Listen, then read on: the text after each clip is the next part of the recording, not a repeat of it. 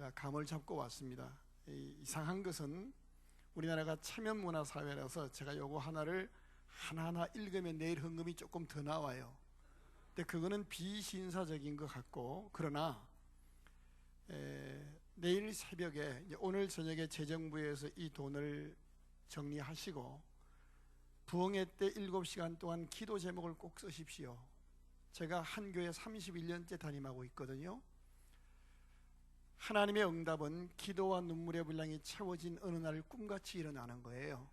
그래서 부흥회 7시간 동안 못 나오시더라도 기도 제목을 쓰셔서 내시면 헌금 정리하고 봉투를 내일 새벽 예배 때 재정부에서 강단에 올리면 제가 새벽 설교 끝나고 벌떼처럼 도망 안 가고 내 교인을 위해서 기도하는 자세와 심정으로 기도 분량을 채워드리겠습니다. 그래서 이번 기회에 여러분 가정과 자녀에게 꼭 필요한 기도 제목이 응답받았다고 간증할 수 있기를 바랍니다. 헌금 드리는 것은 여러분이 알아서 양심껏 신앙의 분량 따라 하시되 감사한 마음으로 주님이 받으실 만하게 준비하셔서 하나님 앞에 정말 저도 그렇게 기도하겠습니다. 그게 좋지요?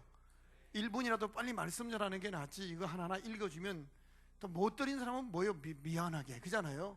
그러니까 이건 제가 내일 새벽에 기도할게요. 목사님 괜찮습니까? 지금 할까요? 저는 중소도시에서 건강한 교회 모델을 세우겠다고 경기도 광주 땅에 가서 개척을 했습니다.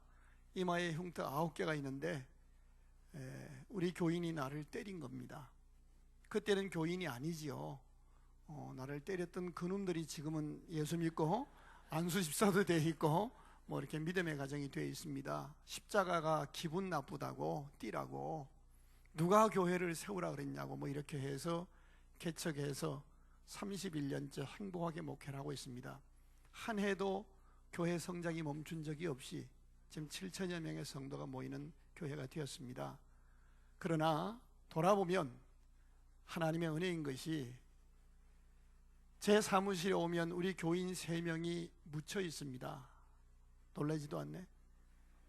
교인 3명의 무덤이 제 사무실에 있다고요.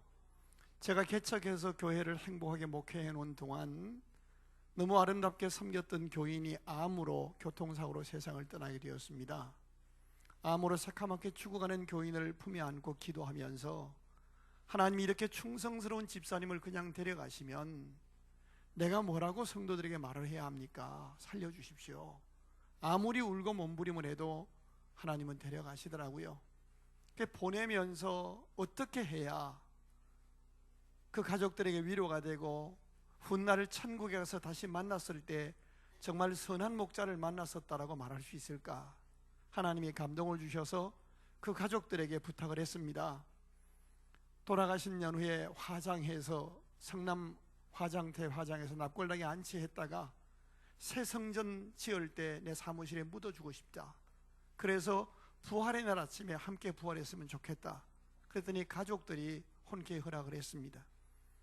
그 약속대로 8년 만에 12년 만에 13년 만에 화장해서 안치했던 우리 성도들의 유골을 교회로 모시고 와서 지금 저희 본당을 지을 때 내 사무실에 묻었습니다. 아침에 출근하면 집사님들 잘 자서 일어나 나와서 말하고 저녁에 퇴근할 때 새콤이 다 돼 있습니다만은 도둑놈 들어오면 식칼 물고 일어나 이렇게 농담하고 퇴근을 합니다. 교회가 부흥된 데는 이런 아름다운 사람이 있었기 때문입니다. 저희 교회만 그럴까요? 이 성지교회 30몇 년의 역사 속에서도 이 교회를 지켜오신 정말 그분이 돌아가시면 가슴에 묻어주고 싶고 교회 역사에 묻어주고 싶은 사람들이 있을 겁니다. 표현하지 않아서지 이런 사람을 성경은 남은 자라고 표현합니다. 따라합시다. 남은 자. 하나님은 어느 시대 어느 도시 어느 교회나 남은 자를 남기시고 그 남은 자들에게 은혜를 주시고 그들을 통해서 일을 이루십니다. 성지교회 출석하는 500여 성도 가운데에 주일 오후에 입신할 수 있는 이런 위험성을 무릅쓰고 나와 앉아 계신 바로 여러분이 남은 자입니다. 그래서 이번에 정말 여러분 신앙 이력 가운데 신앙 역사 가운데 제일 순전하고 깨끗한 은혜 받으시고 은혜 받은 자의 사명을 감당할 수 있는 새 시대가 열리기를 주의 이름으로 축복합니다. 사람은 자세히 뜯어보면 그냥 육신적인 눈으로 뜯어보면 미운 구석이 있는데 사랑의 눈으로 뜯어보면 한 군데는 잘생긴 데가 있어요. 하나님이 사람을 지으시고 보시기에 심히 좋았더라 그랬거든요. 근데 우리가 자꾸 마귀에게 닮아서 자꾸 아내를 보고 남편 보면서 배 나왔다는 등 뭐 이런 얘기를 하는데, 그게 아니고 오늘 이 시간만큼은 사랑으로 옆에 분을 쫙 뜯어보시다가 10초 동안 세상에 권사님 자세히 보니까 입이 아주 매력적이야, 튀어나오긴 했어도 매력이 있어, 눈이 예뻐, 자세히 보니까 목선이 예뻐, 아무리 뜯어봐도 예쁜 구석이 없으면 참 당신은 은혜롭게 생겼어, 이렇게 하면 돼요. 자, 시작.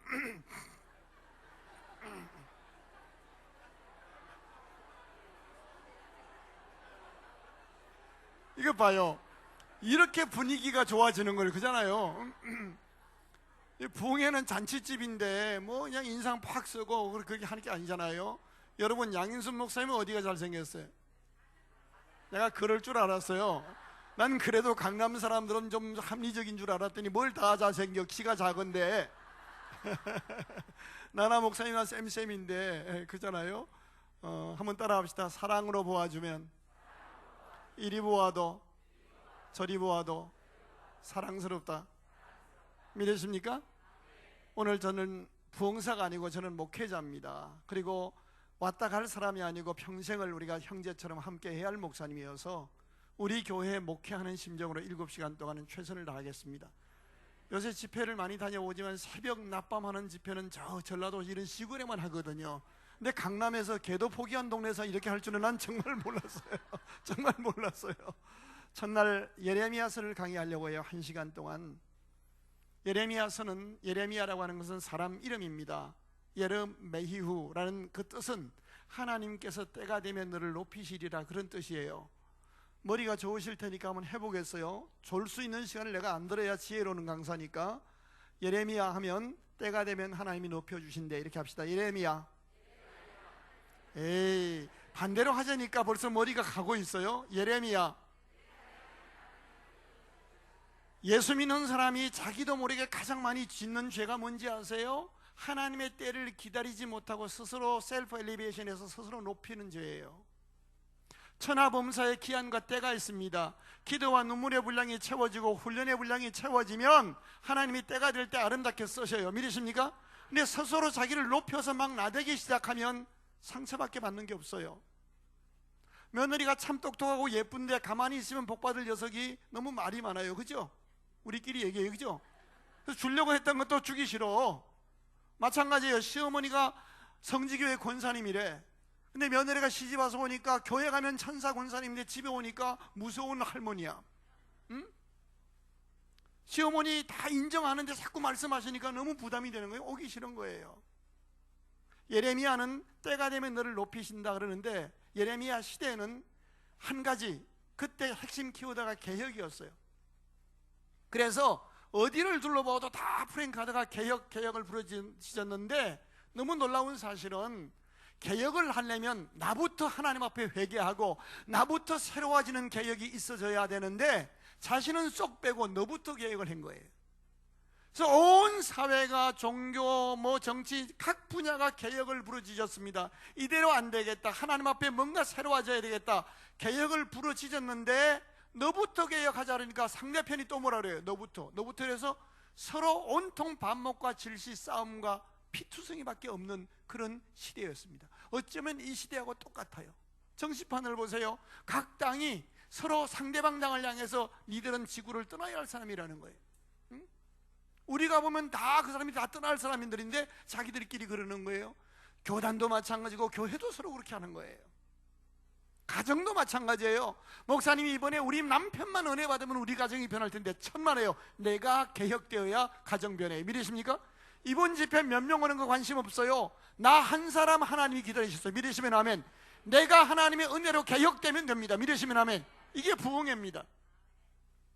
그러면 예레미야서는 시대별로 쭉 기록이 되어 있으면 알기 쉬울 텐데, 아주 뒤죽박죽으로 섞어놔서 정말 성경의 전문가가 아니면 알 수 없는 그런 것을 제가 1시간 동안 재미나게 풀려고 그래요. 길게는 하지 않을 거예요. 목사님, 제가 설교해 보니까 한 교회 31년 살아남는 원리가 있어요. 길게 하면 쫓겨나요. 길게 하면 특별히 부흥에 가서 그러면요, 요즘 교인들이 싫어요. 제가 일주일에 3번 딱 텔레비를 봅니다. 월화 드라마, 수목 드라마, 주말 드라마 이렇게 보거든요. 근데 저녁 집회할 때 길게 하면요, 교인들이 막 이렇게 이제 드라마 봐야 되는데 이제 끝났어. 저기 그 압구정 뭐 백양 뭐 있어. 근데 우리끼리 얘기해. 그걸 봐야 되는데 9시거든 그게. 근데 막 8시 40분까지 안 끝나면 교인들이 강사님 빨리 끝내세요. 이래도 내가 말을 안 들으면 뒤에 시계 보는 거예요. 그럴 필요 없잖아. 짧게 끝낼 건데 9장 17절 넘어가 봐요. 그 시대가 어떠했는가. 예레미야서 9장 17절을 펴놓고 자신의 목소리가 성지교회에서 제일 이쁘다고 생각하는 권사님이 한번 읽으셔봐요. 9장 17절. 뭐 안 끝내면, 안 읽으시면 밤새 그냥 할 거예요. 그러니까 9장 17절 누가 한번 읽어봐요. 시작. 잠깐만요. 여기서 어떤 분 읽어봐요. 지금 그 목소리가 제일 이쁘다고 생각을 하신 거예요? 권사님 목소리 참 좋아요. 부드럽고. 같이 읽겠습니다. 시작.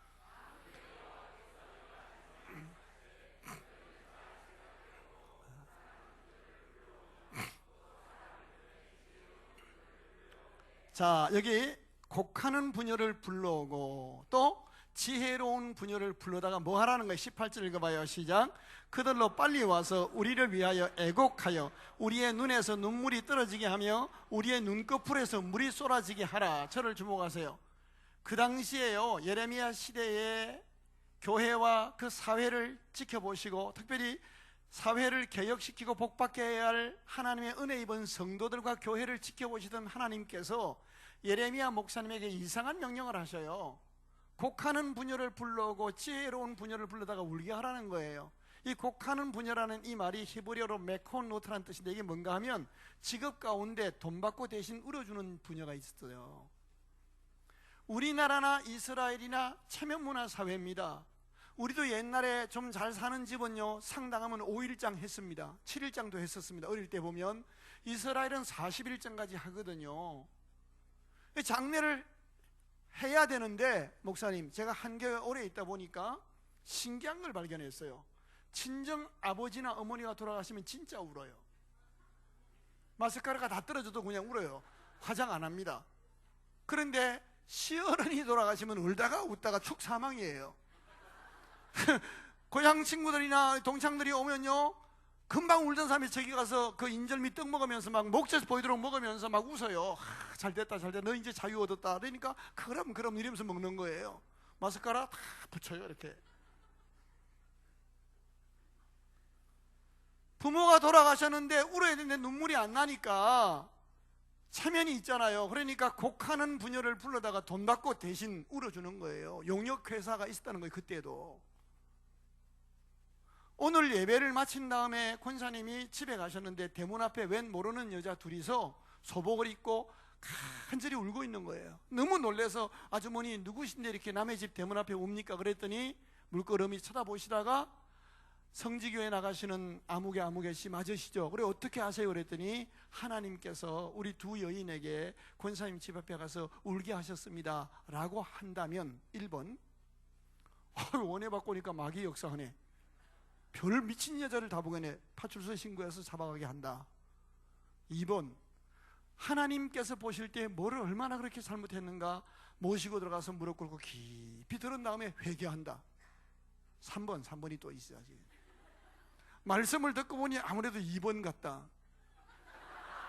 제가 왜 이런지 아세요? 아주 그게 맞는 거, 2번 맞는 것 같은데요, 2번 그게요, 언론 들으면 맞는 것 같은데 깊게 생각해보면 우리끼리 얘기해요. 뻥이거나 제정신이 아닌 상태야. 남편이 뭐라 그래도 조목조목 반박하고 당신은 잘못 없어요 대드는 게 아내들이에요. 부모님이 말씀을 하셔도 엄마는 몰라 하고 대드는 게 자식들이에요. 목사님이 회개하라고 조목조목 강하게 설교하면 말씀은 옳은지 모르지만 은혜가 없다고 성경 덮어버리는 게 교인들인데, 생전 처음 보는 여자가 와서 그렇게 했다고 모시고 가서 무릎 꿇고 듣고 회개하시겠다고요? 몇 번이에요? 다시 물을게요. 자, 겉으로는 잘 믿는 사람들이고 하나님의 큰 일을 감당하는 사람들이고 세상을 개혁해야 한다고 부르짖는 사람들의 실상을 보니 하나님이 보실 때는 곡하는 부녀를 부르다가 울게 할 정도라는 거예요. 뭐가 그랬는가? 9장 1절부터 같이 보십시다. 시작. 어찌하면 내 머리는 물이 되고 내 눈은 눈물 근원이 될고 죽임을 당한 딸 내 백성을 위하여 주여라 울리로다. 내가 광야에서 나그네가 머물 곳을 얻는다면 내 백성을 떠나가리니. 무슨 말이에요? 예레미야가 전세방 한 칸만 얻을 돈 있으면 목회 그만두고 싶다는 거예요. 그렇게 눈물의 종이 목회하는데도 왜 그런가? 계속 읽어봐요. 그들은 다 뭐 하는 자요? 간음하는 자요, 반역한 자의 무리가 되리라. 여러분 긴장을 푸시고 이렇게 좀 편안하게, 우리끼리 집회 시간이니까 집회는 고향 온 친정 온 마음으로 하셔야 돼요. 그냥 제가 묻는 말에 그냥 성령의 감동을 따라 손을 들으면 돼요. 목사님, 내가 이렇게 거룩한 교회 출신이고 교회 다니고 이렇게 집사하고 권사하고 그러지만 저도 사실은 좀 남편 아닌 사람과 아내 아닌 사람과 옛날에 이렇게 부적절한 그런 간음을 했던 적이 있습니다. 손 들어봐요. 어느 교회 갔더니 두 사람이 손을 들었어. 정신없이 있다 그냥 손을 들고 우리 볼개져가지고 저하고 집회할 때 정신 안 차리면 당합니다. 졸거나 하다가는 큰일 나니까 간음했어요. 여러분, 이 간음이 남의 문제가 아닙니다. 이스라엘 백성들이 광야길을 지나갈 때에 집도 한 칸 없습니다. 텐트 생활합니다. 그런데 하루에 2만 몇 명씩, 2만 3천 명씩 간음하다가 죽임을 당했어요. 인간은 눈만 맞으면 간음하는 거예요. 아니라고요? 여러분이 그렇게 성결하게 사셨으면 하나님의 은혜 속에 있는 줄 아셔야 돼요. 분당에는 애인이 없으면 다 뭐 팔불출이라며, 예? 누가 그런 얘기 하더라니까? 목사님이야 그러지 않겠지만은, 응? 자, 4절 읽어봐요. 3절 4절. 간음 정도가 문제가 아니에요. 그 당시 교인들이. 시작. 그들이 활을 당긴같이 그들의 혀를 놀려 거짓을 말하며 그들이 이 땅에서 강성하나 진실하지 아니하고 악에서 악으로 진행하며 또 나를 알지 못하느라. 4절 시작. 너희는 각기 이웃을 조심하며 어떤 형제인지 믿지 말며 형제마다 완전히 속이며 이웃마다 다니며 비방함이라. 말이 얼마나 많은지 돌아다니면서 남 비방하는 거예요. 자, 곡하는 부녀를 불러다가 울게 할 정도의 시대였습니다. 이제 19장으로 넘어가 보십시다. 19장 1절부터 같이 읽겠습니다. 시작. 여호와께서 이와 같이 말씀하시되 가서 토기장이의 옹기를 사고 백성의 어른들과 제사장의 어른 몇 사람과 하시데문 어기 곁에 있는 흰놈의 아들 골짜기로 가서 거기에서 내가 내게 이런 말을 선포하여 저를 주목하세요. 이번에 부흥회하는데 우리 양인순 목사님이 광고를 이렇게 하셨다고 해봐요. 여러분, 이번 춘계 부흥회 때 강사로 오실 목사님이 특별한 부탁을 해왔습니다. 이상하게도 부흥회를 본당에서 하지 않고 저쪽에 저 성남으로 내려가는 쪽에 그 하수종말 터리장, 그 냄새 이상하게 나는 선한목자 교회 옆에 그 뚝방회로 모이라고 합니다. 모이는데 전 교인이 오지 말고 장로님 가운데 연세 드신 어른들 몇 분만 집회에 오라고 한답니다. 오는데 성경책은 가지고 오지 말고 오지병, 호리병이라고 하는 술병 하나씩만 가지고 부흥에 오랍니다 라고 광고가 됐다면 1번, 그 별 미친 강사 다 보겠네. 목사님 강사 바꾸세요. 2번, 뭔가 하나님의 깊은 뜻이 있는 줄 믿고 우리가 신사적인 교회니까 일단 한번 따라 봅시다. 몇 번일까요? 워낙 신사적인 교회라서 아마 2번 할지도 몰라. 지금 곡하는 부녀를 불러다가 울게 해도 안 우는 거예요. 그러니까 하나님이 두 번째 쓰신 방법이 시청각 교육인데, 너는 가서 호리병, 오지병 하나씩을 사고 백성들의 어른 몇 사람들, 제사장 몇 사람만 데리고 흰놈의 아들의 골짜기로 가서, 이거 허연 놈을 말하는 게 아니에요. 예루살렘에서 토기장이가 토기를 굽다가 잘못 구면 깨트려 버려요. 깨트린 그 파편들을 내다버리는 상암동 쓰레기 하치장 같은 곳을 말해요. 그쪽으로 가서 그 백성들 앞에서 선포하라는 거예요. 자, 뭘 선포하는가? 어떻게?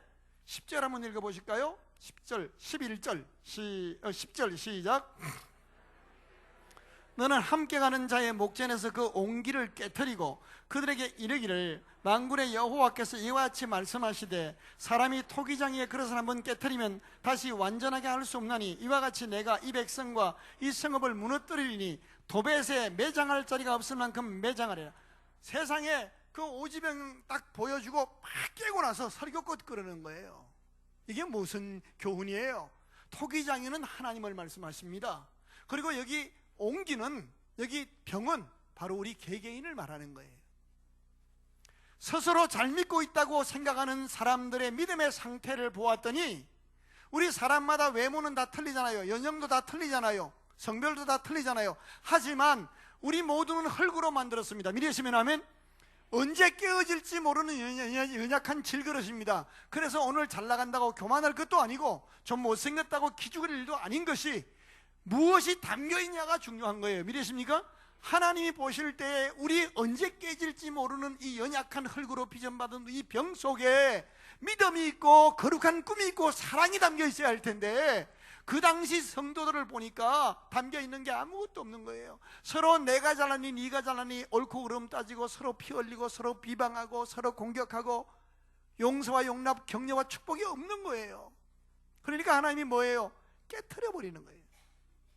목전에서 이름 딱 쓴 거 그냥 깨트리고 끝내자는 거예요. 이런 실물 설교를 만약에 제가 오늘 여기 와서요, 죄송합니다, 존경하는 장로님들 조남이 써있는 오지병을 하나씩 들고 여러분 보는 앞에 내가 팍 깨고서 집회 끝! 그리고 갔으면요 목사님 쫓겨납니다. 뭐 그런 이상한 강사를 데려와가지고 기분 나쁘게 하냐고. 아니지, 이 교회는 신사적이어서 깊이 회개하겠지. 응? 그러면 그때는 어땠는가 한번 보자고요. 그 눈물의 종 예레미야 목사님이 특별 집회를 했더니 20장 1절 보십시다. 지금 29장이 본문이니까 빨리빨리 가야 끝날 거 아니에요? 20장 1절 시작.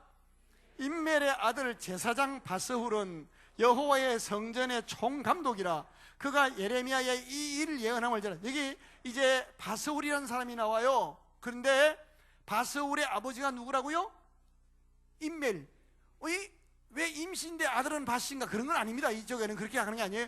임멜의 아들 제사장 바스훌, 목사님이라는 거예요. 그리고 여호와의 성전의 총감독이라.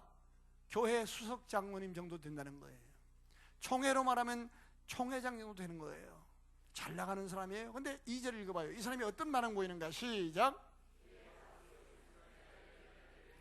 여호와의 성전에 있는 베냐민 문 위층에 있는 목에 씌우는 나무고랑으로 채워두었더니 세상에 자기 교회 담임 목사가 설교가 너무 강하다고 불러다가 뭐 했어요? 때렸어요. 때리고 고랑으로 채워놔 버렸어요. 그래도 양심이 있으니까 그 다음날 어떻게 하는가 한번 보세요. 시작. 바스훌이 예레미야를 목에 씌워주는 나무 고랑에서 풀어주매 예레미야가 그에게 이르되 여호와께서 내 이름을 바스훌이라 아니하시고 마골 밋사빕이라 하시느니라. 바스훌이란 뜻은요 축복의 사람 그런 뜻이에요.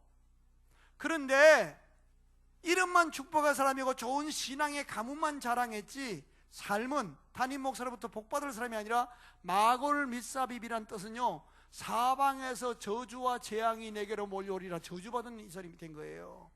한번 따라합시다. 담임 목사님으로부터 축복받는 성도가 되게 하소서.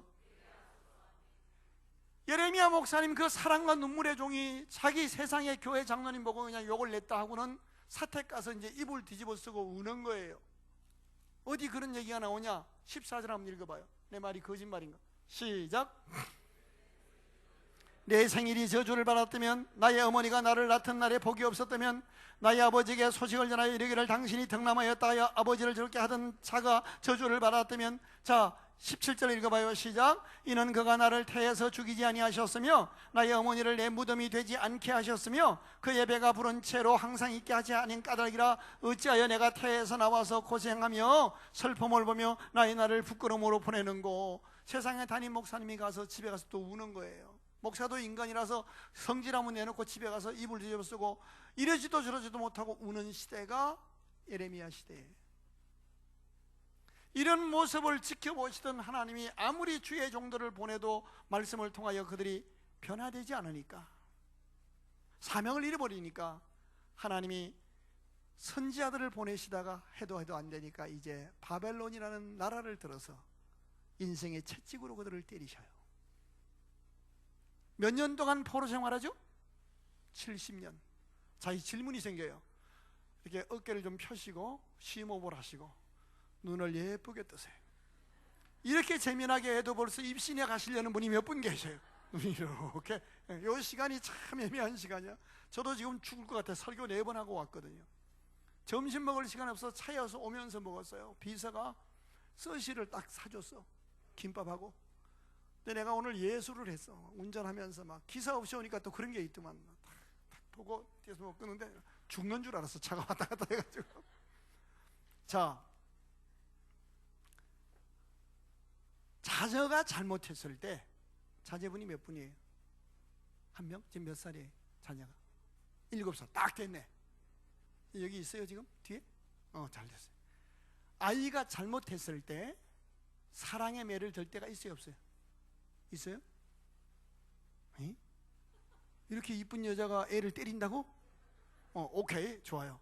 1번, 아이에게 무슨 죄를 어떻게 지었는지 성경 말씀을 근거해서 충분히 설명해 준 다음에 아이가 동의를 하면 내가 너를 미워서 때리는 것이 아니라 좋은 사람이 되게 하기 위해서 내가 사랑의 매를 드는데 어느 부위를 어느 세기로 몇 대 때릴 것을 합의하고 때린다. 1번.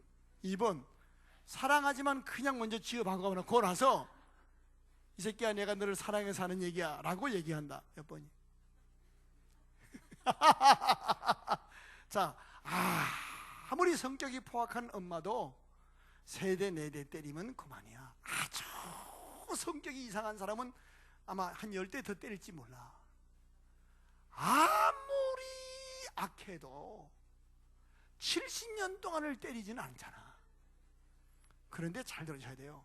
예수 믿는 사람이 잘 믿어보자고 주장을 하는 것이 이래서 안 된다고 교회를 개혁하자, 가정을 개혁하자, 사회를 개혁하자고 부르짖는 사람이 하나님 앞에 70년 동안 매맞을 짓으로 잘못될 수 있음을 역사적으로 우리에게 보여주는 게 선지서예요. 예수 믿는 사람이 목적은 좋았는데 자칫하면 이런 생활을 할 수가 있는 거예요. 70년 동안을 하나님이 성전문을 닫을 자가 있었으면 좋겠다. 그래서 이것을 이사야서에 보면 이사야 선지자가 이렇게 표현해요. 정수리에서 발끝까지 매맞은 흔적뿐이거늘 어찌하여 더 매를 맞으려고 내 종들을 통하여 불러도 오지 않느냐. 요거를 우리가 누구나 쉽게 이해할 수 있는 우리나라식 얘기로 고치면 도끼로 이마 까다, 까니마 또 까다, 안 까니마 골라 까다 이렇게 해서 계속 맞은 걸 얘기할 수가 있어. 얻어 터져도 그렇게 얻어 터질 수가 없어. 그래도 70년 매를 맞아도 인간이 안 돌아올 수 있다는 거예요. 아차 하면요, 한 대 반, 한 대를 40년으로 보거든요. 아버지 어머니가 시험에 신앙생활에 시험 들어서 삐딱선을 타면 그 자식이 보고 배울 게 없으니까 걔도 교회 안 나가. 그래서 2대가 그냥 교회를 안 나갈 수 있다는 거예요. 여러분이 지금 은혜의 자리에 계신 것은 하나님의 특별한 은혜인 줄 알아야 돼요. 믿으시면 아멘. 지금도요, 나가서 아무나 길 막고 교회 다녔냐고 물어보세요. 그리고 교회에 상처받고 교회 안 나는 사람 꽤 많이 있습니다. 자기가 상처받았다고 착각할지 모르겠지만 신앙 영적 전쟁의 증거예요. 은혜의 사명을 저버린 거예요. 좋아요. 하나님이 70년 동안 매를 때리시면 와중에도 누가 얘기하더라고? 하나님의 손은 2개라고. 투핸드 떼알라지라는 신학이 있어요. 하나님은 어떤 누구에게도 형통함만 주지 않아요. 어떤 누구에게도 곤고함만 주지 않아요. 형통과 공고함을 병행하여 주사 영원을 사모하게 하셨느니라. 이 말은 오늘 잘 나간다고 교만한 일도 아니요, 오늘 좀 실패했다고 기죽을 일도 아니라 내일 다시 일어날 수 있다는 거예요. 믿으시면 아멘. 우리를 위해서 죽으시고 부활하신 주의 이름으로 다시 일어나야 한다는 거예요. 믿으시면 아멘. 하나님은 한 손으로 때리시면서도 한 손으로는 다시 위로하시는 하나님이셔요. 그렇게 70년 동안 역사의 몽둥이로, 전쟁의 몽둥이로 때리시면서도 그들을 포기하지 않으시고 하나님이 보낸 편지가 오늘 본문의 내용이에요. 목사님, 29장 본문 배경 설명을 지금 20분 동안 하면 언제 끝날 거니까 염려하지 말아요. 29장 1절 읽어봐요. 이제 시작. 선지자 예레미야가 예루살렘에서 이 같은 편지를 느부갓네살의 예루살렘에 바벨론으로 끌고 간 포로 중 남아있는 장로들과 제사장들과 4절 읽겠습니다. 시작. 만군의 여호와 이스라엘의 하나님 여호와께서 예루살렘에서 바벨론으로 사로잡혀 가게 한 모든 포로에게 이같이 말씀하여 됐습니다. 하나님의 70년 동안 얼굴을 노리시고 그들을 버린 듯 했지만 버리지 않으셨습니다. 예수 믿고 구원받은 성도가 어떤 시련 당해서 그건 저주 아닙니다. 믿으시면 아멘. 하나님의 은혜 안에 있습니다. 그리고 회복의 날이 있습니다. 하나님이 이렇게 말씀하십니다. 내가 예루살렘에서 바벨론으로 사로잡혀 가게 한 모든 포로에게 이같이 말하노라. 이 뜻 속에는 과거를 묻지 않으시는 하나님이라는 의미, 한 번 택한 백성을 포기하지 않으시겠다는 하나님의 사랑의 표현이 들어있고, 두 번째는 오늘 내게 하실 말씀이 있다는 거예요. 교회는 과거를 뒤지는 데가 아니에요. 미래를 향해 가는 곳이에요. 믿으시면 아멘. 우리 옆에 분하고 인사하십시다. 졸린 눈을 크게 뜨시고 내 과거를 묻지 마세요. 시작. 얘기 잘해야 돼. 조심해야 돼, 집사님. 지금 이제 그렇게 얘기하자면 집에 가서 묻는다고. 또 아까 당신이 얘기할 때 좀 진지하는데 내가 다 용서할게 얘기해. 또 얼빵에 가서 얘기를 다 하면 큰일 나요. 그럼 평생을 발목 잡혀. 하나님 앞에만 고백해야지. 이분에게 고백하면 평소엔 괜찮아. 싸움 날 때 꼭 내게 나와. 자, 마귀는 남의 과거와 죄에 관심 많아요. 뭐 벌써 주무실까 봐 내가 얘기 하나 할게요. 이 교회에 어느 날 너무 예쁜 미인이 등록을 했어. 1m 69, 39, 22, 40 S라인이 왔어. 그래서 성전문을 열고 들어오는데 어디선가 향긋한 샤넬 하이브 향수 냄새가 진동을 해. 보니까 웬 여자가 와서 앉았어. 앉았는데 막 이렇게 앉아있는 자태가 이렇게 퍼질러진 게 아니라 탁 앉아있어. 그리고 이렇게 눈을 깜빡하면 목사님이 저 젊은 목사 빨리 들어가는 처럼 막 헤매. 너무 예뻐. 낮 예배 올 때는 벤츠 타고 와. 2시 반 예배 올 때는 BMW 타고, 수요 예배는 렉서스 타고 와. 금요 차례 때는 벤츠를 끌고 와. 헌금도 막 수표로 해. 양인순 목사님 옷 입은 거 보더니 기성복이네요. 그리고 모시고 나가 소공원 가서 양복을 막 맞춰드렸어. 자, 그러면 권사님들이 식당에 모여 앉아서 무슨 얘기를 할까? 1번. 아유, 우리는 목사님 빤스 한 장을 사드린 적이 없는데 참 너무 귀한 분이 오셔가지고 교회가 다 환하고 너무 감사하고 교회가 아주 향기가 진동해서 너무 행복해. 할렐루야. 반응 2번. 아유, 우리들이 목사님 감시 잘해야 돼. 그 여자가, 젊은 여자가 뭐 했길래 돈이 그렇게 많을까? 남편이 안 보이는데 그게 혹시 이상한 거 아니야? 마약 장사 같기도 하고 술 장사 냄새 나는 것 같기도 하고 눈꼬리가 남자 여러 잡아먹었겠어. 사모님 마음고생이 있을 테니까 우리가 목사님 주변에 딱 스크럼을 짜서 감시를 잘하고 보호 잘하자고. 몇 번이네? 우리끼리 얘기 몇 번이에요? 뭘 물어봐. 2번이지 그죠? 뭘 물어봐. 인간이 참 잔인한 구석이 있어요. 나보다 좀 잘난 사람이 오면요 꼭 과거를 알고 싶어. 나보다 못난 사람이 오면 또 그냥 짓밟고 싶어. 그런데 하나님은 70년 동안 매를 때리시면서도 모든 포로에게 같이 이르노라. 이 말은요 이제 새 시대를 여는 말씀을 주시겠다는 거예요. 오늘 말씀 편지 내용 4가지가 핵심이고 결론이에요. 첫 번째 내용 5절 6절 같이 읽겠습니다. 시작. 너희는 집을 짓고 거기 살며 텃밭을 만들고 그 열매를 먹어라. 6절 시작.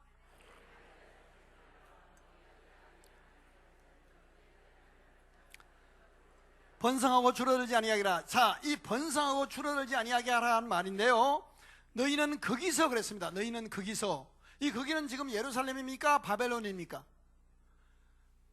왜 갑자기 대답이 없어요?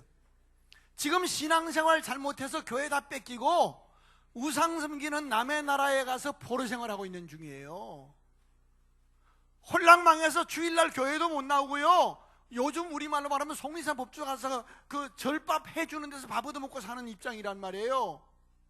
그 기죽을만 하잖아요. 그런데 하나님이 이렇게 말씀하셔요. 너 기죽지 마. 비록 하나님 앞에 잘못 살아서 70년 매를 맞는 삶을 살았다 할지라도 너는 하나님의 백성이야. 믿으시면 아멘. 너는 회복될 수 있어. 너는 다시 존귀하게 일어나야 해. 지금 이 얘기를 말하는 거예요. 내가 너의 죄를 위하여 십자가에 죽었어. 너를 의롭다함을 얻기 위해 내가 부활했어. 성령의 은혜를 의지하고 다시 일어나. 이 얘기입니다. 가진 거 아무것도 없어도, 내세울 거 아무것도 없어도 나를 지으시고 나를 위해 죽으시고 나를 위해 부활하시고 나를 위해 천국을 예비하시고 100번 넘어져도 101번 일으키시는 나와 함께 하시는 예수 그리스도 성령 때문에 우리는 기죽으면 안 됩니다. 비록 남의 집에 전세간 살지라도 꾸미고, 우리가 부르는 찬양 가운데 있죠. 내 주 예수 모신 곳이 그 어디나 하늘나라. 제가 경기도 광주에 목회해요. 촌놈이에요. 이상한 거 아세요? 서울서 실패하면요 성남까지 와요. 분당가. 분당. 일단 분당에서 또 하면 성남까지 이렇게 몰려와. 성남에서 실패하면 광주로 훌쩍 넘어와. 요즘은 안 그래. 이제 광주가 별장들을 많이 지어서 와 있는데 다 그런 건 아니에요. 또 어느 날 신방을 갔더니 대치동에서 이성교회냐, 홀랑망해서 반지하 월세방에 와 있는데 신방 갔더니 옷은 벌써 강남이야. 핸드메이드가 다 보여. 이렇게 레벨이. 예배를 드리면서 머리를 이렇게 무스 발라서 이렇게 하면서, 목사님 저 광주 오래 안 삽니다. 곧 갈 겁니다. 아직도 안 갔어 그 사람이. 아직도 안 갔어. 자기는 엄마 뱃속 나올 때부터 강남인 줄 알아. 아니거든. 잘 살아야 얼마나 잘하고 못 살아야 얼마나. 전 예수 믿는 사람 다면 좋겠어요. 예수님 때문에 기가 죽지 말아야 돼. 믿으시면 아멘. 예수 때문에 겸손하고 예수 때문에 당당하라는 거예요. 그 6절에 보면 그 집을 꾸미고, 네가 비록 망해서 남의 집에 다른 정도 믿는 사람 밑에 가서 새빵살이 할지라도 기죽지 마라. 너는 천국이 약속된 사람이다. 그리고 서로 부부간에 사랑하라. 이 말을 기죽지 말고 쇠잔하지 말고 번성하라. 이 말을 우리말로 바꾸면 따라합시다. 너는 예수님 때문에 당당하게 살아야 해. 오늘 부흥의 첫 시간 첫 번째 편지가 당당하라예요. 내가 제일 듣기 싫은 말, 저희 교회 장로님이 41분이에요. 근데 연세 많은 분이 많아. 은퇴시켜달라고 몸부림을 해. 은퇴 없어. 나 은퇴할 때 동반 은퇴. 은퇴해야 되겠지. 근데 은퇴시켜 놓으니까 초라해지더라. 개개인 차이가 있는데 아직 전도 잘하시고 건강하신데 이놈의 법 때문에 은퇴를 시키니까 은퇴한 그 다음날부터 사람이 저 뒤에 앉아가지고 그만 초라해지는 거야. 교회마다 다르겠지만 제가 무슨 얘기를 드리는가 하면, 은퇴할 수 있어요. 할 때 해야지. 근데 말할 때 나는 뭐 나이가 많아서요. 아브라함은 75세 신앙생활 시작했어요. 뭘 나이가 많다고 그래. 모두셀라가 900몇 살인데 얘기 한번 해볼까요? 나이 많은 거 나는 못 배워서 가진 것이 없어서 그런 얘기 좀 하지 마세요. 생명 붙어있는 날까지 우리는 존귀한 사람이야. 믿으시면 아멘. 죽는 그날까지 당당해야 돼. 천국이 약속되어 있잖아요. 믿으십니까? 당당해야 돼. 이게 예수 믿는 멋쟁이지. 아이고 할머니가 뭐냐 언니라고 불러라 이래야지. 그잖아. 그잖아. 이게 왜 그렇게 그리냐고요. 응? 언니지 언니. 조금 연세가 되시면 왕언니 그러면 되지. 그잖아. 언니 맞죠? 언니. 근데 재미난 게 나와. 환경적으로 어떤 환경에서도 기죽지 마라. 예수가 함께한다. 그 다음에 자녀를 숨풍숨풍 놔라. 이 얘기를 하는 거예요. 이제 요거를 시간이 조금 가서도 내가 설명을 하나 해야 돼. 오늘 저녁 집회가 없지 지금? 이게 저녁 집회죠? 아유 다행이네. 연애 결혼한 분 손 들어봐요. 오케이. 남편 여기 계세요? 누가 먼저 살자 그랬어요? 남편이라고 그래. 남편에게 물어보면 또 아니라고 따라왔을 거라고 이렇게 할까요? 자, 어느 날 남편이 사업을 하겠다는 거예요. 더 크게. 그러니까 이제 부인이 얘기를 하는 거예요. 우리가 예수 믿는 사람인데 기도해보고 성령의 뜻을 구해야지. 그랬더니 남편이 소리를 팍 지르면서 암탉이 울면 재수없어 따라와 이 사람아 순종해. 그래서 사업을 했어. 아니나 다를까 홀랑망. 예화를 든 거예요. 홀랑망했어. 그래서 부도나고 야반도주에서 이 수서에서 이 개포동에서 광주까지 이제 이사를 온 거야. 광주 시내도 못 오고 곤지암 그 소머리국밥집 뒤에 그 길여관에 일세방 여관방에 이제 들어갔어. 그래서 애들하고 이렇게 같이 이제 한 방에 자는데 얼마나 회한이 밀려오겠어. 내 말 좀 듣지 말이지 이렇게 망했다고. 그렇게 홀랑 망했는데 애들하고 한 방에 자려고 그러는데 급한국에 그게 생각나서 남편이 몸을 더듬더듬 시작을 했어. 뭔 얘기인지 이해가 돼요? 반응 1번, 손톱으로 그냥 손등을 꼬집으면서 손 하나 이 인간 더럽게 그걸 지금 이 판국에 그게 생각나 이 짐승 그냥 꼬집어 뜯는다. 반응 2번, 여보 망한 건 망한 거 사랑은 사랑이니까 애들을 자나 보고. 몇 번이에요? 2번?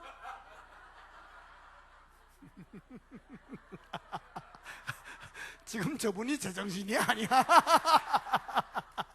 이제 이 집회가 끝난 연후에 이제 권사님 지나가면 다들 그럴 거예요. 2번이래 2번이래 뭐 2번이래 뭐 난리가 날 거예요. 난리가. 그 말은 정말 좋은 대답이에요. 잘 들어보세요. 거의 솔직하게 1번이라 그럽니다. 그럼 물어요. 목사님 앞에 주례받을 때 서약 했잖아. 서약이 주로 어때요? 건강할 때나 병들 때나 가난할 때나 부유할 때나 사랑하겠뇨? 네 그랬잖아. 어제 저녁에 내가 힐튼 호텔에서 야외 결혼식장에서 우리 교인을, 자매는 우리 교인이고 신랑은 미국 첩보대 소령이야. 흑인이야. 이중언어로 이 주례를 하니까 얼마나 시간이 복잡한지 내가. 자 봐요. 대부분이 남자들이 아줌마들이 남편이 돈 안 벌어다 주고 좀 어려우면 청바지 껴입고 자면서 각방 쓰거든. 손도 못 대게 한다고. 왜 목사님 그 얘기를 나를 빤히 쳐다보면서 하세요? 모르겠어. 내가 자꾸 이쪽으로 쳐다보고 싶어. 지금 누군지 모르지만 이쪽에 좀 그냥 하고 싶어. 그러니까 사람들이 환경의 영향을 받거나 남편이 실패하거나 하면 사랑전선이 무너지더라는 거야. 그러지 말라는 거야. 사업에 실패한 건 실패한 거고 부부간의 사랑전선은 이상 없게 하고 그 모습 보고 자식들도 예수 믿고 사는 건 저렇게 사는 거구나 하고 자녀를 숨풍숨풍 낳게 하라는 거예요. 목사님 내일 새벽 예배가 있지만 목사님 오늘 저희 가서 당당하시기 바랍니다. 이 말이 무슨 뜻인지 알아들어야 할 텐데. 우리 옆에 분하고 인사합시다. 오늘 밤에 당당합시다. 시작. 지금 이쪽에 계신 연세 드신 장로님이 좋으셔가지고 이런 부흥회는 좀 자주 했으면 좋겠다. 이 말이 웃는 얘기지만요, 제가 집회 다니면서 교인들을 보면서 예수 믿는다고 하는데 얼굴이 축상이 너무 많아. 정말 예수 믿냐고 묻고 싶어. 예수님을 구주와 주님으로 믿으신다면 그 예수님 때문에 당당하시기를 바랍니다. 두 번째 7절 시작. 너희는 내가 사로잡혀가게 한 그 성읍의 평안을 구하고 그를 위하여 여호와께 기도하라. 이는 그 성읍이 평안함으로 너희도 평안. 어디에 가든지 피스메이커로 살아달라는 거야. 예수님이 제자들에게 부탁합니다. 남의 집에 들어가던 평수가 몇 평이냐 묻지 말고 뭐를 빌라? 평안의 복을 빌라. 혹시 그 가정이 복받을 가정이 아니면 그 복이 빌어준 내게로 돌아오리라. 우리 옆에 분하고 인사합시다. 죄송해요. 그냥 한번 하세요. 당신만 입 닫으면 온 교회가 평안할 거야. 시작. 에이, 이거 봐요. 여기는 신사적인 강남이잖아요. 제가 그렇게 말씀드려도 여러분은 내가 입 닫으면 그래야지, 저쪽 가야 되면 네가 그래 싸움 난다니까. 다시 한번 합시다. 시작. 나만 입 닫으면 온 가정이 평안할 거야. 온 가정이 평안할 거야.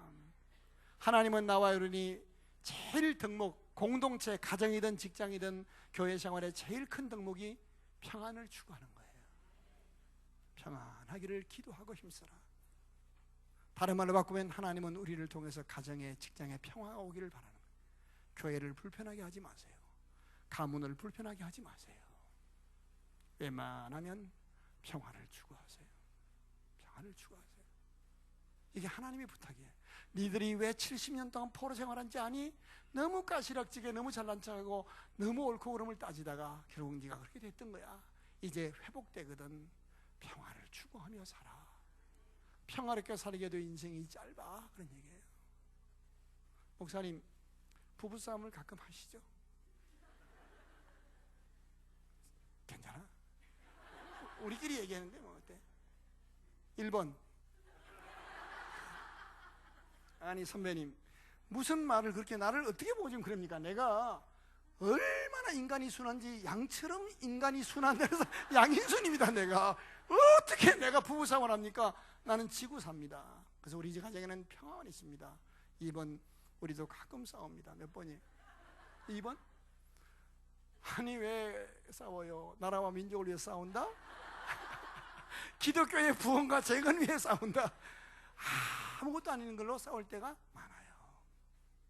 예수 믿는 사람들이 제일 훈련하는 게 피스메이커 훈련이에요. 제가 피스메이커라는 단체의 이사예요. 남서울교회의 반포에 있는 이철 목사님이 이사장이고 내가 그 이사예요. 근데 이걸 훈련을 우리가 안 했어요. 한국 사회는 서로 피스메이커 하는 훈련을 받아본 적이 없어요. 그래서 화해시키러 가서 싸움을 더 붙여. 그죠? 동서끼리 싸우면요 시어머니가 말리다가 싸움을 더 붙여. 이게 큰일이에요. 자, 첫째, 당당하라. 둘째, 피스메이커로 살아달라. 셋째, 8절 읽어봐요. 시작. 이같이 말씀하시니라. 너희 중에 있는 선지자들에게와 점쟁이에게 미혹되지 말며 너희가 꾼 꿈도 거짓듣지 말라. 내가 그들을 보내지 아니하였어도 그들이 내 이름으로 거짓을 예언함이라. 여호와의 말씀이니라. 여호와께서 이같이 말씀하시되 바벨론에서 70년이 차면 내가 너희를 돌보고 나의 선한 말을 너희에게 성취하여 너희를 이곳으로 돌아오게 하리라. 저를 주목하세요. 따라합시다. 신앙의 정도를 걸어가다오. 여러분, 여러분이 등록한 이 교회가 이 교회에서 정상적인 예배와 정상적인 교제를 통하여 하나님은 응답하십니다. 믿으십니까? 근데 등록은 성지교회에 놓고 응답은 지성기도원 가서 받아. 기도원 나 나쁘다는 얘기하는 거 아니에요. 잘 들으세요. 사람이 어려운 일을 당했을 때, 잘못했을 때 세 종류의 하나님이 보내지 않은 사람이 나타나서 우리의 신앙의 갈 길을 방해하더라는 거야. 첫 번째가 누구예요? 너희 중 8절 읽어봐요. 누군지. 너희 중에 있는 누구? 선지자. 선지자가 뭐 하는 거예요? 남의 죄를 찾아서 지적해 주는 거예요. 자, 예를 들게요. 주일날 골프 치러 가는 건 안 좋아. 예배 드려야 되는데 자꾸 가. 뭐 동창 모임에 가고 또 뭐 모임에 가고. 그래서 이제 계속 가니까 그 목장 식구들이 염려가 돼. 집사님 그러다가 매맞이를 끼워 했는데 어느 날 가서 공 맞았어. 그래가지고 눈탱이 밤탱이 돼가지고 이제 삼성의료원에 입원해 있는 거예요. 양인순 목사님이 양같이 순해서 이제 신방을 갔어. 가면 아직 예배도 시작하지 않았는데 그 가운데 선지자가 등극을 해. 목사님 잠깐 비켜봐요. 그리고 딱 이렇게 말을 해요. 집사님, 나 언젠가 이런 날이 올 줄 알았어. 바로 이게 선지자예요. 이게 여러분, 사업에 실패하고 고향으로 낙향해봐요. 너 힘들지? 우리랑 같이 먹고 살자 하는 형님이 있는가 하면 너 좀 앉아봐라. 나는 네가 지난번에 벤스 끌고 와서 나댈 때부터 내가 망할 줄 알았다. 이놈아, 안절자를 보고 다리를 뻗어야지. 분명히 그런 사람이 있습니다.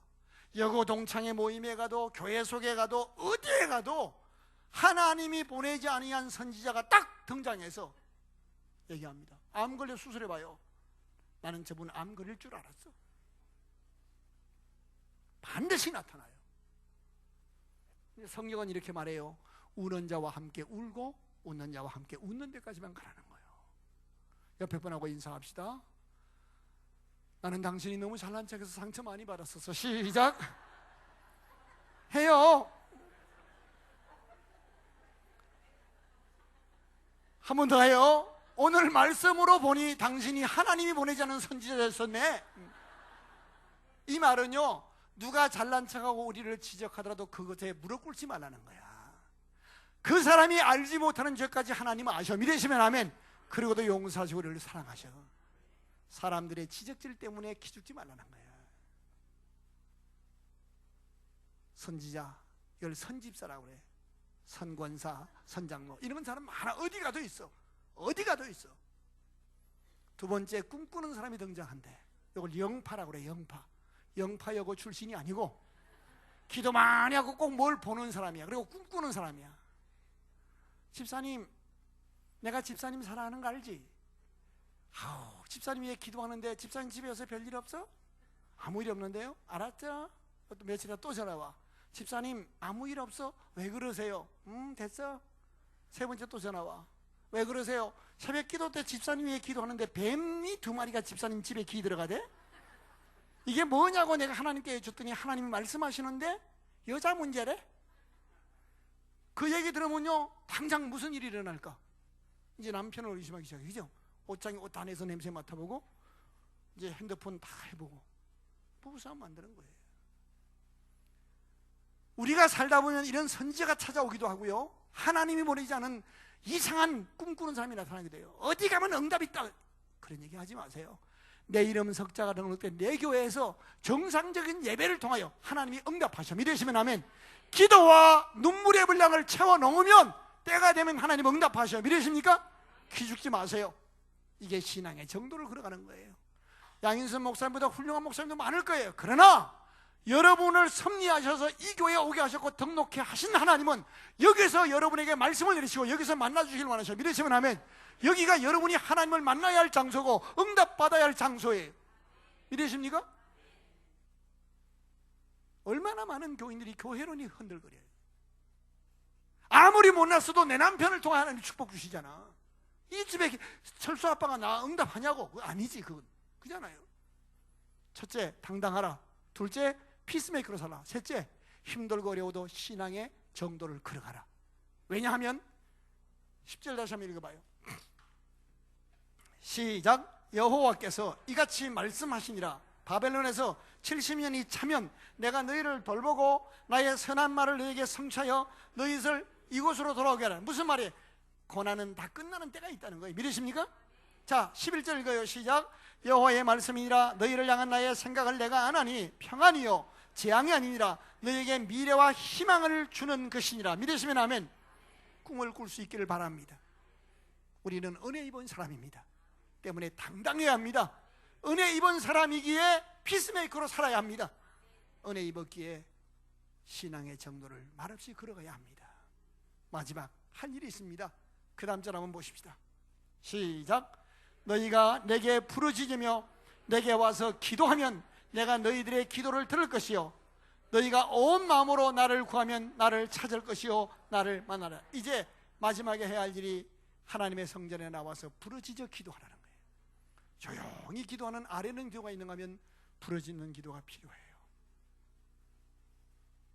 우리가 월드컵 때 조용히 봐요, 난리를 쳐요. 난리를 쳐요. 왜 인격적으로 안 믿고 소리를 지르냐고. 남편을 위해, 자녀를 위해, 교회를 위해, 민족을 위해 부르짖어 기도하지 못한 것이 부끄러운 일이지. 여러분, 아기가 놀다가 물을 펄펄 끓는 물에 튀었어요. 그러면 그냥 양말도 못 신고 애 챙겨서 병원 가서 살려달라고 소리를 질러야 엄마지, 그죠? 화장하고 애야 울지 마라. 엄마는 인격적인 여자니라 말이지. 그걸 데리고 가서 의사 앞에 내려놓으면서 아주 여유 있게 매너 지키면서 보시옵소서 우리 아이가 3도 화상 정도는 입은 것 같습니다만 이건 제정신이 아닌 거예요. 친엄마 아니거나 그잖아요. 우리가 너무 기도의 야성을 잃어버렸어요. 이번 부흥회 때 헌금 시간마다 돈 얘기 번에서 나오니까 벌써 눈빛이 달라져. 주님 앞에 정말 기도 제목을 쓰십시오. 강사를 피를 다 짜내놓고 가게 해야 할 거 아니에요. 이왕 초청했으면 새벽 기도 끝나고 여러분의 기도 제목을 하나하나 붙들고, 저는 너무 많이 체험했어요. 부흥회 집회 가서 내 인생의 마지막 집회다라는 생각으로 집회하거든요. 성도들이 피 맺힌 그냥 근성으로 그냥 부흥회 하니까 그냥 체면 치료로 낸 헌금인가를 알 수 있어요. 정말 최선을 다해서 기도 제목을 써서 구체적으로 썼어요. 그리고 제가 기도한 다음에 그 봉투를 다시 일로 돌려주잖아요. 그럼 목사님이 또 그걸 가지고 기도해서 부흥의 시간은 끝났지만 그 응답은 나타날 수 있어야 할 거 아니에요. 너무 절절한 기도 제목이 많아요. 그거 놓고 기도하다 보면 시간이 갈 줄을 몰라. 정말 그렇게 기도하면, 그리고 집회 갔다 온 뒤에 간증이 들려와요. 하나님이 기적을 여셨다는 것을 나는 너무 많이 경험했어요. 부러지죠 기도하십시오. 근데 오늘 중요한 말이 나와요. 너희가 내게 나와 부르짖고 기도하면 내가 들을 것이야. 그래서 나를 찾으면 너희가 나를 만나리라 말해요. 요 얘기가 요한복음엔 다르게 나옵니다. 기도한 것은 받은 줄로 믿고요, 기도한 내용은 받은 줄로 믿고 삶의 현장에 나가서 하나님을 찾는 방법은요, 최선을 다하는 삶으로 살라는 거예요. 한국 사회가 변화되지 않은 것은 종교적으로 예배당에 가서 부르짖는 기도를 하는데 삶의 현장에 최선을 다하지 않아. 싱가포르에 가면 잔 하가이라는 목사님이 계셔요. 사모님이 굉장히 미인이신데 나는 그분의 책을 읽으면서 얼마나 감동받았는지 몰라요. 그분에 대한 책을, 다른 사람이 쓴 책을 읽고, 이 목사님이 사모님하고 결혼해서 아이를 임신했어요. 목사님이 너무 행복해서 날마다 사모님의 임신한 배에 손을 얹고 축복기도 하는 거예요. 나와 내 아내의 아름다운 모습을 닮은 아들을 달라고. 사모님이 10개월에서 아이를 낳았어요. 근데 아이가 나왔는데 지독한 뇌성마비 환자가 나온 거야. 무너진 것처럼 온몸이 흐물거려. 그래서 사모님이 막 통곡하고 우는 거야. 이럴 수는 없다고. 그때 목사님이 사모님을 위로하면서 하는 말씀이, 하나님이 주신 자녀는 하나님의 선물이라고 했는데 남의 자녀처럼 건강하지 못하다고 원망하면 쓰나, 우리 원망 불평하는 대신 하나님이 주신 사랑의 선물이니 여한 없이 후회 없이 사랑하기로 하십시다. 그 남편의 말을 듣고 사모님이 마음을 고쳐먹고 아이를 지극정성으로 사랑해요. 자기 집에 손님이 오시면 하나님이 우리 부부에게 준 선물이라고 내보이는 거예요. 부끄러워하지 않아요. 마트에 갈 때 애를 데리고 가서 사람들을 만나면 하나님이 우리 가정에 주신 선물이라고 자랑해요. 그렇게 아이가 사랑 속에서 사는데 24년이 지나가서 아이가 합병증이 와서 죽어요. 장례식 날에 장면을 나는 읽으면서 얼마나 울었는지 몰라요. 장례식 날 찾아온 교인들과 조문객들 앞에 잔 하가이 목사님이 설명을 하는 거예요. 저는 오늘 울지 않겠습니다. 이유는 두 가지입니다. 내 사랑하는 아들은 이제 아픔이 없는 하나님의 품에 안겼기에 나는 울지 않겠습니다. 그러나 더 중요한 이유가 있습니다. 지난 24년 세월 아버지와 아들로 만나 우리는 여한 없이 후회 없이 사랑했기 때문에 나는 울지 않겠습니다. 제가 그 글을 읽다가 얼마를 울었는지 몰라요. 우리 교인들이 평화교회에 왔다가 이사가는 날, 나는 목사님을 만나 여한 없이 후회 없이 예수 안에서 사랑을 받고 갑니다라고 말할 수 있도록 목회하고 있는 거예요. 내 아내를 향해서, 내 부모님을 향해서, 내 조국을 향해서 여한 없이 후회 없이 사랑했다라고 말할 수 있을까? 우리에게 오늘 필요한 것은 기도한 연후에 여한 없이 사랑하는 일입니다. 사랑은 흑한 허물을 덮습니다. 사랑은 죽은 사람을 살려낼 수가 있습니다. 이것이 은혜 입은 자의 사명입니다. 믿음, 소망, 사랑, 이 세 가지는 항상 있을 것인데 그 중에 제일은 사랑이라. 왜 가정 부인들이 바람이 납니까? 사랑받지 못해 그렇습니다. 왜 남편들이 가정에 돌아오지 않습니까? 아내에게 사랑받지 못해 그렇습니다. 왜 부모님들이 노후에 쓸쓸하게 아파하십니까? 평생을 낳고 길러줬지만 자식들이 사랑해드리지 않아서 그렇습니다. 왜 교회에 사람이 줄습니까? 사랑하지 않아서 그렇습니다. 하나님, 부러지며 최선을 다하겠습니다. 그리고 정말 사랑하며 언젠가 주님 앞에 주님이 나를 오라 하는 그날 숨질 때 되도록 찬양하며 여한 없이 없이 사랑했습니다 고백하며 갈 수 있도록 식어진 내 가슴에 사랑의 은사를 이번 집회 때 부어주셔서 사랑하며 다시 시작하게 하옵소서. 이 기도가 저와 여러분의 기도가 될 수 있기를 바랍니다. 당당하라. 피스메이커로 살아달라. 힘들고 어려워도 기죽지 말고 신앙의 정도를 걸어가면 반드시 때가 있다. 부러지자 기도하고 기도 분량을 채우고 오늘 하나님이 주신 사람들을 사랑으로 최선을 다하며 살라. 보고 한 구절만 보고 말씀을 마칩시다. 그 다음 절 한번 보십시다. 그리하면 어떻게 하시겠다는 게 나옵니다. 시작. 이것은 여호와의 말씀이니라. 나는 너희들을 만날 것이며 너희를 포로된 중에서 다시 돌아오게 하되 내가 쫓아보니 어떤 나라들과 모든 곳에서 모아 사로잡혔던 떠났던 그곳으로 돌아오게 하리라. 이것은 여호와의 말씀이라. 하나님이 회복시켜 주시겠다는 겁니다. 꿈을 꾸시고 여러분 가족 가운데 아직도 예수님의 사랑을 깨닫지 못하는 가족을 위해서, 믿다가 연약하여 시험던 이웃을 위해서 여러분의 막혀있는 문제들을 놓고 포기하지 말고 기도와 눈물의 원령을 다시 사랑으로 채워나가는 여러분 될 수 있기를 바랍니다. 하나님이 만나 주실 것입니다. 신약 성경에 보면 이렇게 말씀합니다. 너희는 그리스도의 편지라. 바벨론에서 70년 동안 포로 생활하며 짓밟히고 모욕당하던 그들이 이 편지를 받아들고 얼마나 힘을 얻었을까요? 얼마나 용기를 얻었을까요? 이제 바로 여러분이 그리스도의 편지가 되어 세상으로 나가서 남편에게, 자녀에게, 실패한 이웃에게 힘내라고, 하나님이 함께 하신다고, 예수님이 당신을 사랑하신다고 복음을 전하고 위로자가 되어 주셔야 합니다. 웬만하면 용서하십시오. 제 아내가 암이 재발되어서 18시간 동안 수술을 했습니다. 의사가 포기를 했습니다. 당신 꿈이 뭐냐고 물었더니, 당신 미국 유학 생활하고 미국에 그렇게 자주 갔어도 라스베가스 그랜드 캐년 못 가본데 그게 가고 싶은 게 소원이라는 거예요. 그래서 교회 허락을 얻어서 이별 여행을 떠났습니다. 의사도 안 된다고 그래서 마지막 이별 여행을 떠나면서 집사람이 일기를 쓰고 그 수술실 들어가기 전에 글을 써요. 뭐냐고 봤더니 비포 용지에다가 자기가 태어나서 만나고 기억했던 사람들 이름을 쭉 쓰면서 지우개를 하나씩 지우는 거예요. 내가 이제 못 돌아올 수 있는데 용서하고 하야고 가야 할 거 아니냐고, 인생을 사랑으로 끝내고 가야 할 거 아니냐고, 그렇게 하면서 우는 거예요. 그 아내를 데리고 미국에 가서 내가 간다 했더니 이철 목사님 4배가 같이 오셔서 차 한 대를 빌려서 7개 주를 돌면서 일기를 썼어요.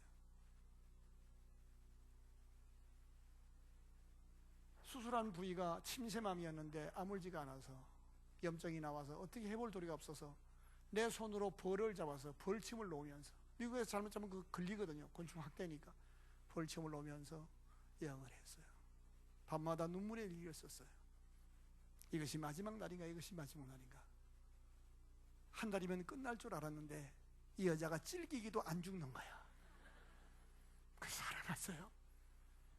네, 그럴 줄 알았어. 남의 마누라 살아나든 말든 뭐 빨리 끝내는 게 살아났어요. 돌아와서 지금 양평의 황토방에서 요양하면서 건강해졌어요. 하루에 3시간씩 등산을 해요. 그 아내가 투병하면서 시인으로 등단한 사람인데 누워서 본 하늘이라는 시집을 썼어요. 책 팔려고 하는 거 아니에요. 제가 왜 이런 말씀 드리는가 하면, 아무리 앞길이 안 보여도 하나님 그분은 살아계십니다. 포기하지 마십시오. 당당하십시오. 예수가 함께 계십니다.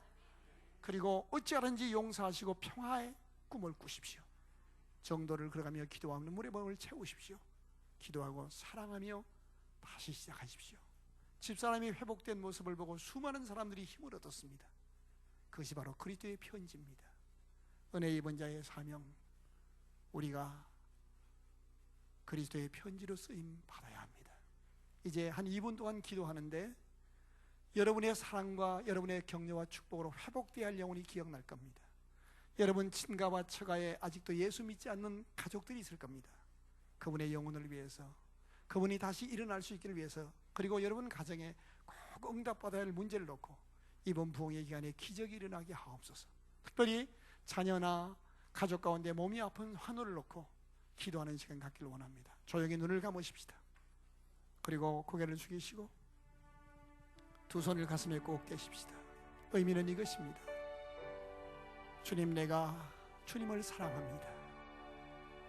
언젠가 내 육체도 시들어 무너질 육체인 것을 압니다.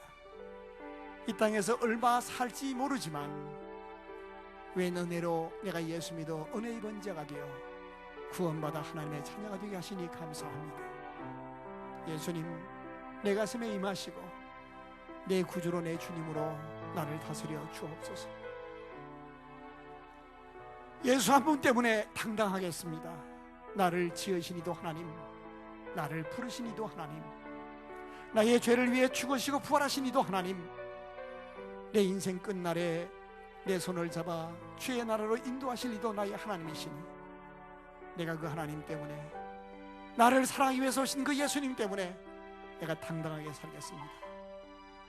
나이 들었다고, 몸병 들었다고, 사업에 실패했다고, 가정에 어려운 일이 있었다고 기죽지 않겠습니다.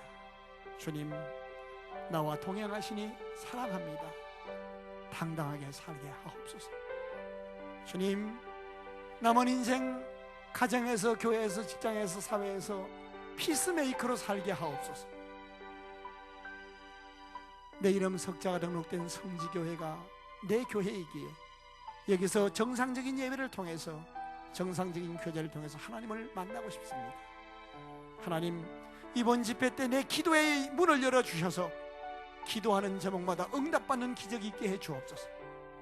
무엇보다 하나님이 허락하신 삶의 현장에서 여한 없이 후회 없이 최선을 다하게 하시고 다하되 사랑하며 살게 해 주옵소서. 하나님, 우리 가족 가운데 아직도 예수님을 알지 못하는 영혼이 있습니다. 이 세상이 전부인 줄 알고 있는 영혼이 있습니다. 우리 친정오빠, 친정동생, 내 동생, 내 재수씨 품에 안고 기도합니다. 누구를 동원해서라도 그 영혼의 마음을 열어 주옵소서. 전도 대상자를 놓고 기도하십시다.